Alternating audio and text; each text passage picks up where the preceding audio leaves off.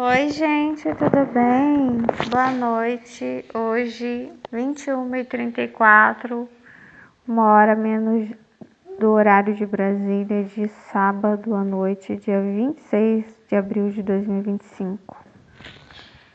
22h35 no Japão. A Bíblia em 100 minutos, de Michael Hinton. Nossa, eu tive uma outra visão de Jonas. Vou ler primeiro aqui para vocês, na página 30, capítulo 13. Depois eu comento. Jonas. Vamos ver se fala o teu coração. A história de Jonas se passa no tempo em que o Império Assírio estava no auge. Deus mandou que o profeta fosse a Nínive, a capital da Assíria, para condenar o povo por sua perversidade. Para escapar desse comando e colocar-se, como esperava, fora do alcance de Deus, Jonas embarcou em um navio que ia de Jope para Tarsis. Durante a viagem, porém, Deus enviou uma grande tempestade. Os marinheiros oraram a seus deuses e, para tornar o navio mais leve, atiraram as cargas ao mar. Ainda temendo por sua segurança, jogaram a sorte para descobrir quem era o responsável pela desgraça que se abatia sobre eles. O acaso apontou Jonas, que ao confessar que tentava escapar do Deus verdadeiro, o Criador dos céus e da terra, sugeriu à tripulação que o lançasse ao mar. Depois de despenderem em vão muito esforço para aportar, os tripulantes atenderam ao pedido do profeta. Imediatamente a tempestade se aplacou. Ele foi engolido por um grande peixe, dentro do qual passou 3 dias antes de ser vomitado na praia. Jonas percebeu a tolice que tinha cometido ao desobedecer à palavra do Senhor, e por isso acatou o seu segundo comando. Foi para Nínive e profetizou a destruição da cidade. O rei e o povo aceitaram a mensagem, arrependeram-se, jejuaram e vestiram todos os habitantes e os animais de pano de saco. Consequentemente, Deus conteve seu juízo. Jonas ficou muito furioso, porque não houve destruição. Ele repreendeu Deus por sua compaixão e generosidade. Saiu da cidade e construiu para si um abrigo à sombra de um arbusto que Deus havia providenciado. Ali, Jonas ficou de mau humor. No dia seguinte, Deus atacou a planta que secou. Exposto ao forte calor do sol e a um vento muito quente, Jonas ficou tão abatido que desejou morrer. Deus lhe perguntou se ele estava zangado, porque a planta tinha murchado. Jonas respondeu que estava furioso. Deus lhe disse: "Você tem pena dessa planta?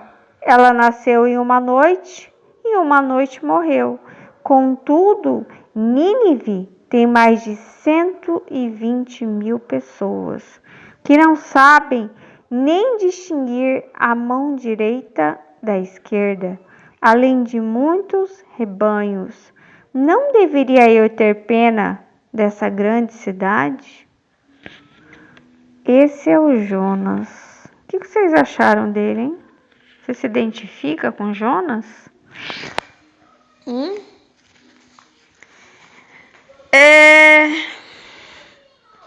Primeiro, a história dele começa com talvez a descoberta dele de, eu sou profeta, né? Deus falou comigo e me deu uma ordem, me deu uma mensagem. Quer ver? Deus mandou que o profeta fosse a Nínive, a capital da Síria, para condenar o povo por sua perversidade. Deus dá uma mensagem para ele. É claro, estou dizendo assim, mas não sei se foi nesse momento que ele descobriu que ele era profeta. Ele tinha uma mensagem para ser entregue. E aqui diz o quê? Que era uma mensagem de destruição, quer ver? Deus mandou que o profeta fosse a Nínive para condenar o povo por sua perversidade. Então, aqui está escrito que já havia uma pré-condenação, né? E que ele tinha que ir lá só para avisar que o povo todo estava condenado. Quer dizer, não tinha o que fazer. Era extermínio, que Deus ia exterminar com todos. Mas eu não sei. Eu acho que as coisas não são bem assim, sabe? Eu vejo. Eu acho que a mensagem que Jonas tinha que levar a Nínive é a mesma que muitas vezes Deus nos pede para levar até as pessoas. É uma exortação, entendeu? E não uma condenação. Porque agora eu tô pensando, uma pré-condenação. Eu acho que todos nós, quando estamos em pecados, em Nínive não diferente, temos uma pré-condenação e somos exortados o tempo todo, né? Pelas pessoas, mesmo que talvez elas nem saibam, às vezes até quando elas contam algum testemunho, né? Quando Deus fala através de várias formas, de trechos de música, trechos de filmes, novelas, então todo o tempo,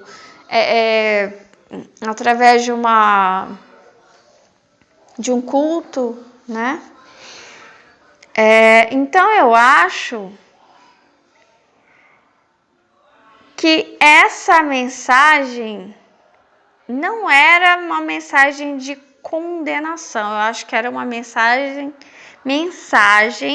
de exortação, e claro que toda exortação tem essa que eu disse, uma pré-condenação, né? Caso as pessoas não quisessem mudar. Só que olha só o que ele faz. Ele ignora Deus. Ele pega o navio e vai embora. Eu acho que o problema sinceramente, de Jonas, o que eu vejo? Não é com Deus. O problema dele é com as pessoas. Quando ele embarca no navio e ignora Deus, ele não quer ignorar Deus. Ele está ignorando Nínive.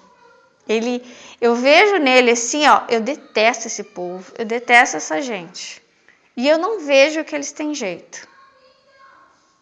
Entendeu? Então, assim, é uma frieza, é uma falta de amor, é uma falta de humildade de Jonas. Entendeu? Porque não é porque ele é profeta, não é porque Deus fala com ele que ele é melhor. Entendeu? Então, o que falta nele? Amor pelas pessoas. Falta isso. É isso por isso que eu quis passar essa mensagem para vocês, que pela primeira vez eu vi Jonas de uma forma diferente. Eu sempre pensava assim, nossa, que lindo, Jonas é profeta.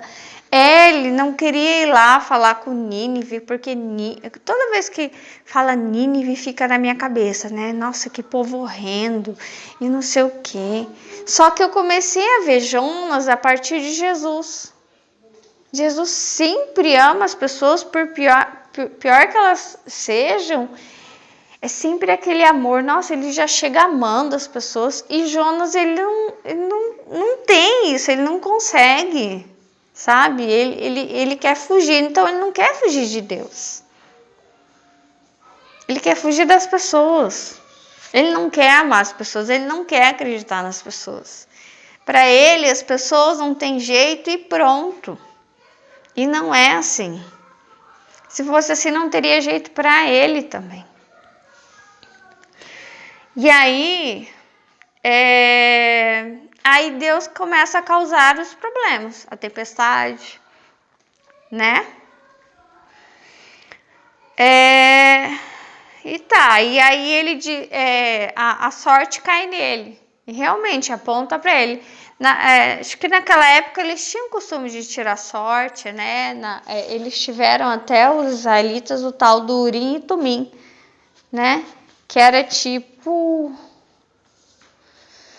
Acho que eram tipo 2 pedrinhas, 2 dados assim, né? Para saber o que Deus queria, né? Era sorte mesmo, né? E aí saiu o nome do Jonas e aí eles lançaram ele ao mar, o peixe, que acredito que era uma baleia, engoliu Jonas e o levou para Nínive. Foi para Nínive e profetizou a destruição da cidade. O que eu acho já que ele fez errado. Eu acho errado você profetizar o fim de algo, a destruição de um povo, entendeu? Por pior que seja.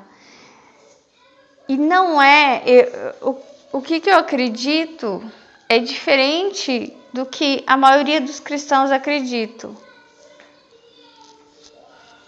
Deus era, é e sempre será da mesma forma. Então a mensagem que Jesus trouxe, ela já é aplicada no momento de Jonas. Esse amor descomunal que Deus tem por nós já era viável.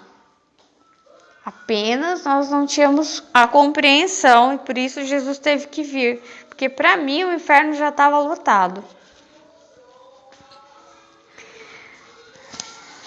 Enfim, eu vou tentar explicar melhor. Mas olha, ele vai e profetiza destruição. Não era esse o caso. Ele tinha que exortar. Ele tinha que exortar. Ele tinha que acreditar que eles podiam mudar.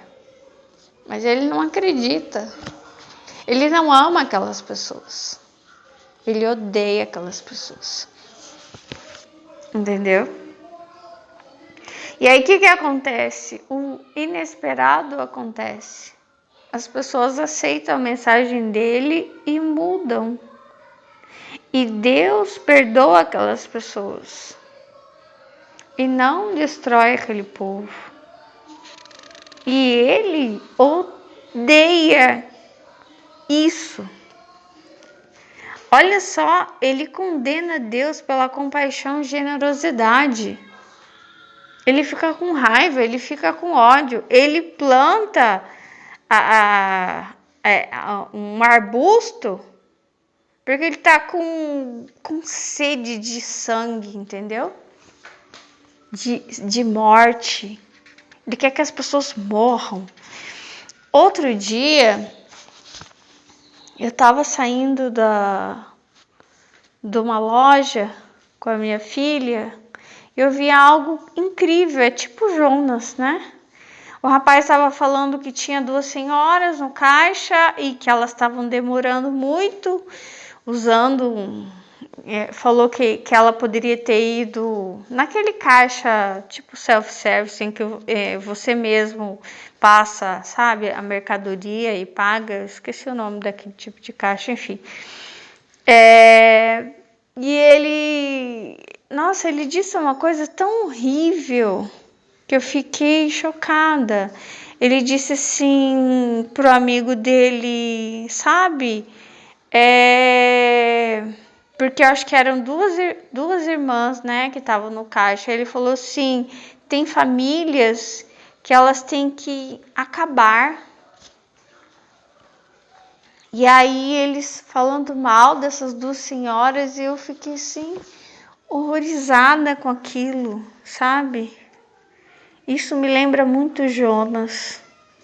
Como ele... E tem muita gente que pratica esse tipo de cristianismo, né?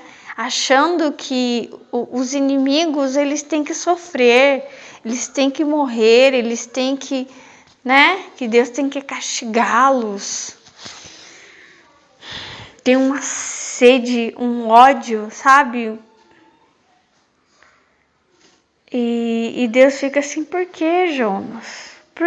Por que você é assim, né? Você não entendeu ainda o que eu faço na terra? Você não entendeu, Jonas, que eu sou Deus, eu não sou o diabo. Eu não posso me comportar como o diabo.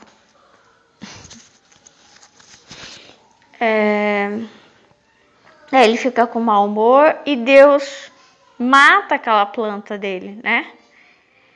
E aí ele fica mais zangado ainda, mais furioso.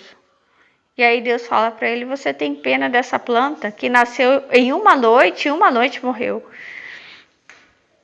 Contudo, olha, Nínive tinha mais de 120 mil pessoas. Que não sabem nem distinguir a mão direita da esquerda. Além dos animais. Ou seja, a maioria das pessoas, talvez pobres, não sei, pelo jeito que ele fala, talvez analfabetos, pessoas ignorantes, pessoas que foram por um mau caminho, por, sei lá, por falta de opção, por muita ignorância, e ele quer que todo mundo vá para o inferno e que se dane se eles não tinham opção.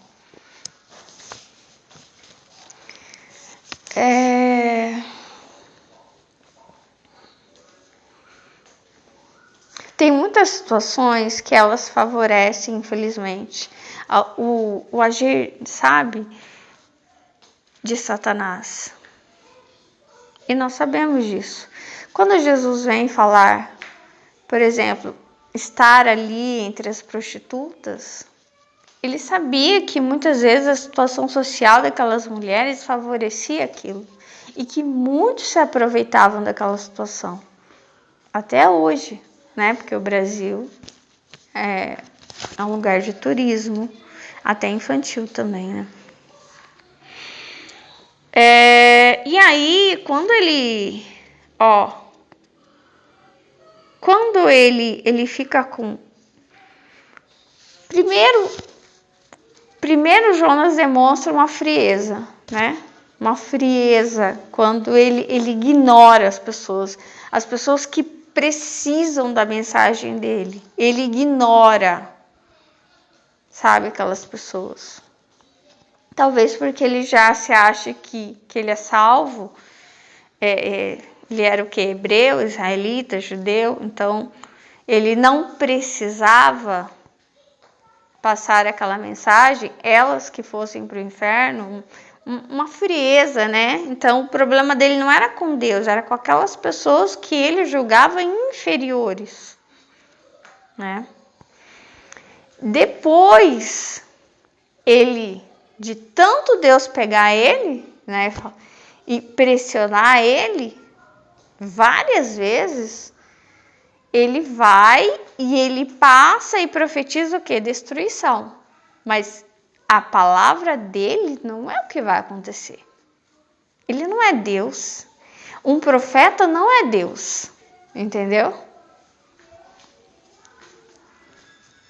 Mesmo que alguém profetize a tua destruição, essa pessoa não é Deus. Entendeu?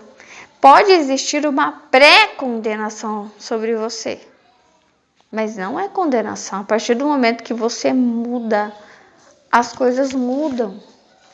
E Deus retrocede no julgamento, na sentença dele.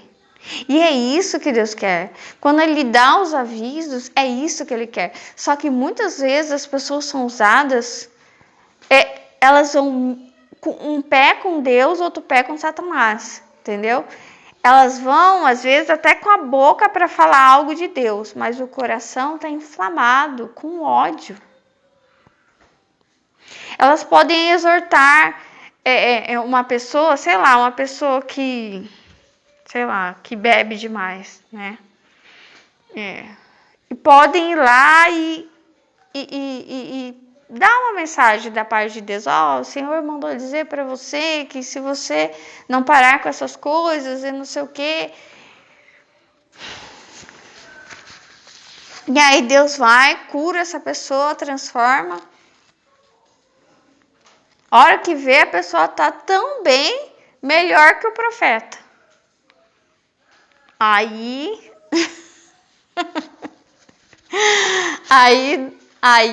talvez até o profeta fica, né? Poxa, com raiva. Planta a árvore, vai para debaixo e pensa, né? Ó lá, aquele, o Nínive, o habitante de Nínive, tá melhor que eu, né? O Senhor salvou aquele lá que não tinha que ter condenado, tinha que ter sofrido antes. E muitas pessoas vão com esse coração, sabe? Às vezes até passa uma mensagem boa, mas o coração tá com Satanás, entendeu? Desejando que sofra. E aí... Mas Deus não faz a vontade do profeta. Ele usa sim os profetas, mas não faz, porque o coração é mau. O ser humano, ele é invejoso, ele é ciumento, ele é despeitado, entendeu? Ele quer sempre o melhor para ele, ou para os dele. E outra, ele não quer ser condenado, ele não quer sofrer, mas ele quer que os outros sejam condenados e que os outros sofram. Ele é um grande hipócrita, entendeu? Deus, ele até usa a boca dos profetas, mas às vezes eles passam um pouco do limite. Olha aqui. Então, por isso que eu acho que a mensagem não era de condenação. Era de uma pré-condenação, era de uma exortação, porque assim, é tipo assim, meu filho, ô Nínive, vocês mudem, porque eu amo tanto vocês e eu tô vendo daqui o que vai acontecer se vocês não mudarem. E aí resolve mudar, ótimo, maravilhoso, olha, o seu destino vai ser ótimo agora. Porque você mudou, Nínive. Só que nem todo mundo vai gostar da sua mudança. Uns vão ficar com muito ódio. Muito ódio. Que nem esse Jonas aqui, né? Esse Jonas não era... ele era muito religioso, né? Pelo jeito. Não conseguia amar as pessoas, entendeu? O judeu, pelo que eu já segui canal de judeu, ele acreditava que Deus, ele era o bem e o mal. Eu acho que quando fala que a Bíblia é uma faca de dois gumes, é uma espada de dois gumes, é isso. É pro bem e pro mal. E meio que eles acreditavam que Deus tinha os anjos do bem e os anjos do mal para ele também. Então, para o judeu, eu entendo assim, que não tinha essa de restauração. Ele queria o sofrimento, ele queria a condenação, olho por olho, dente por dente, que sofra, sabe? Não tinha essa de amor. Isso aí é com Jesus. Eles não tinham noção de amor. E outra, por que Jonas ficou tão triste que a árvore dele morreu? Será que ele amava aquela árvore? Lógico que não. Ele nem conseguia amar as pessoas. Como que ele vai amar uma árvore?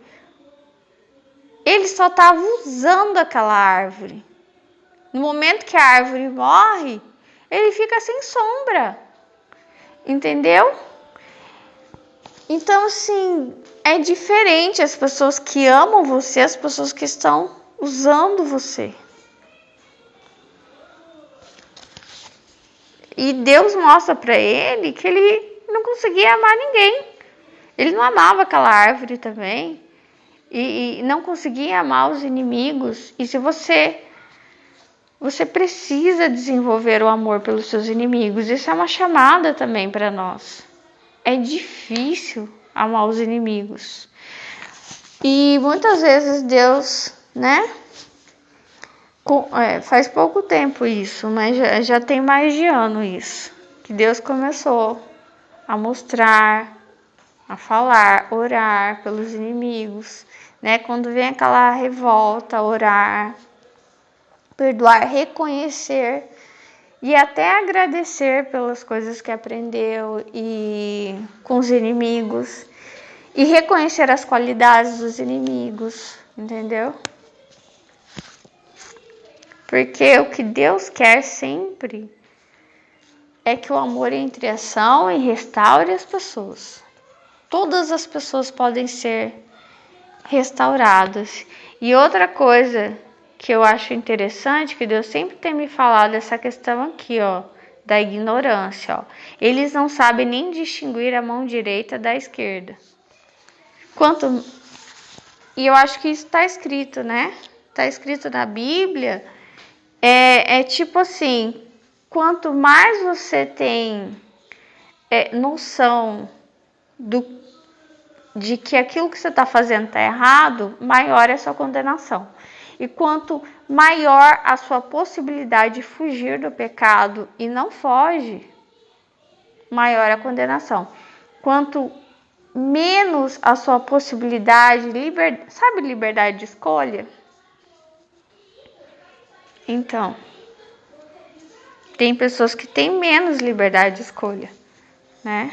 De fugir do pecado, de fugir de uma situação ruim. E outras pessoas têm mais. Então, sim, Deus, ele condena de acordo com o nosso poder individual. Então, essa mensagem é para que a gente não profetize a destruição das pessoas. Para que a gente tenha compaixão das pessoas. A gente até pode exortar, a gente tem que tomar cuidado com o nosso coração, que anda condenando as pessoas, nosso coração invejoso, ciumento, sabe?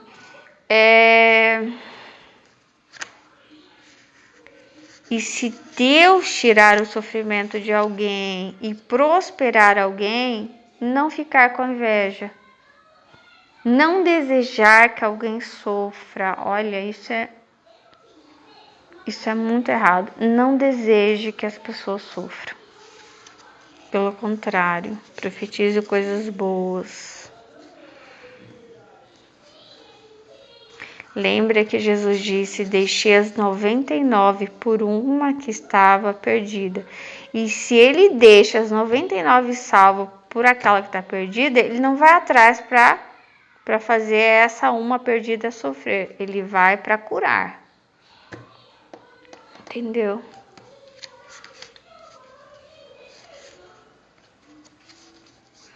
Então é isso, essa é a mensagem.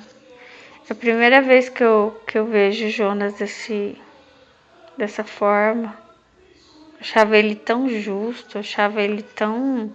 Até quando via ele bravo com Deus, eu imaginava eu brava com Deus também, né? Por ter que ir lá falar com Nínive, sabe? E Deus meio que faz isso muitas vezes com a gente, né? Ai, por quê? Não sei se Deus já pediu para você orar por uma pessoa. Nada a ver. Sabe? Alguém que representa Nínive. Pode ser um lugar, pode ser uma pessoa. E você pensa assim, nossa, mas por quê, né? você não quer orar por essa pessoa. Porque o seu coração tá ruim. Na verdade, quando você ora, você está tratando o seu coração. Porque como é que você fala que você é cristão e você não acredita na transformação das pessoas? Né? Isso é hipocrisia. Então, eu me vi assim, sabe? Entendendo Jonas. Ele é tão correto, esse Jonas, né? Seria correto ele não acreditar na transformação das pessoas se ele fosse ateu. Não ele crendo em Deus. E ele, com essa confusão de que Deus... Porque quem quer sempre condenar é o diabo que quer condenar, roubar a alma das pessoas. Deus não, Deus quer sempre salvar. Da mesma forma que Deus ama você, ama o seu inimigo também. Até porque esse negócio de inimigo é tudo ilusão. O diabo faz confusão na família, confusão nas empresas, confusão entre os amigos e ele fica rindo por trás. Não existem inimigos. Não existem. Nós somos todos irmãos. Então é isso, né? Talvez haja um Nínive aí, alguém para você orar. E você tem que amar mais as pessoas, não condenar as pessoas, não desejar o sofrimento delas. E nem achar também que você tem que sofrer.